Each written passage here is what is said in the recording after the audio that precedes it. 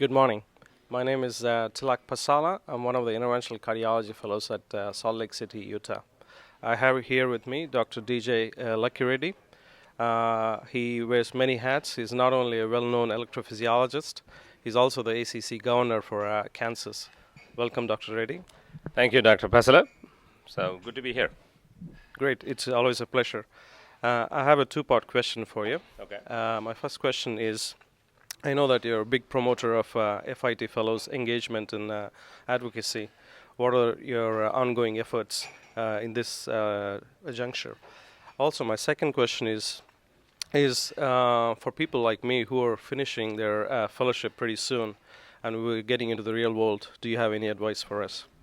Sure. To answer your first question, engagement with the FITs, I think FIT engagement is the quintessential piece that's going to decide the future of the college, because you as fellows today are going to be the torch bearers or the burden bearers of the college's activities and the practice of cardiology in the world for the years to come. So we really want you to be part of this process in a much bigger way early on, so that you understand the nuances of what it is to be a cardiologist, what it is to be an academic cardiologist or a private practice cardiologist in the real world, and be able to figure that out and have a sense of belonging to the college. I think historically we sort of promoted this, and we want this engagement to be at a much bigger level.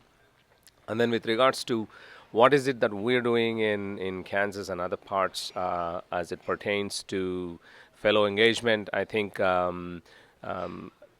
taking up the mentorship to a better level, where you actually assign a mentor to each fellows that are in need of help in terms of figuring out their academic goals, figuring out their clinical goals, and even finding a job for that matter, I think is an important part where the mentor-mentee relationship goes a long way.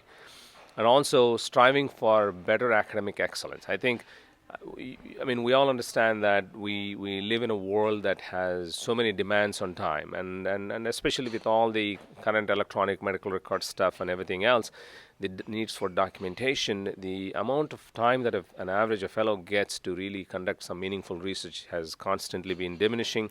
Obviously, a lot of the time comes from your personal time. So you really need a role model to really help a lot of these fellows to sort of channel their passion and be able to sort of juggle the times to be very productive, and sort of build a base for you to launch yourself once you go into the real world, whether it is academic cardiology or just merely clinical cardiology. Those are all the things that we really want to help the fellows with.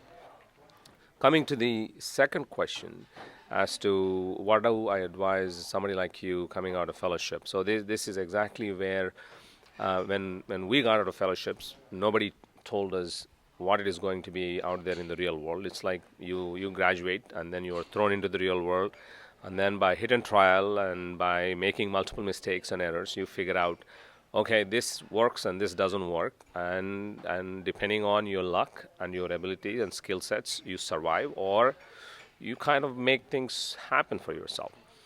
In that process, is there a way, like the lawyers do or like any technical fields do, can we prepare you for the real world? And this is kind of based on, this idea is based on this old British finishing school concept. So our chapter is going to try out this cardiology finishing school concept, where we're going to train our fellows in the conduct of clinical practice.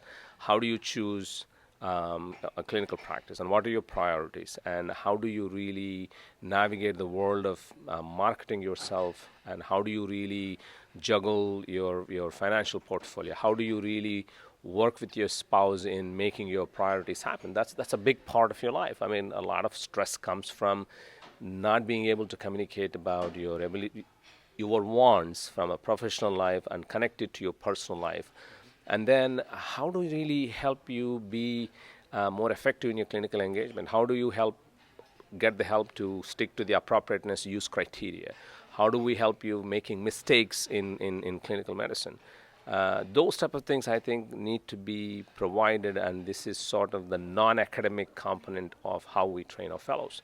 So I mean, talking to other people. If there are other states and other institutions that want to be part of this, we would really like to invite them to be part of this early trial, so that we can work out a program along with the Kansas ACC FITs, and then make it into a more consolidated program going forwards. Thank you very much for great advice. It is always a pleasure. Thank you.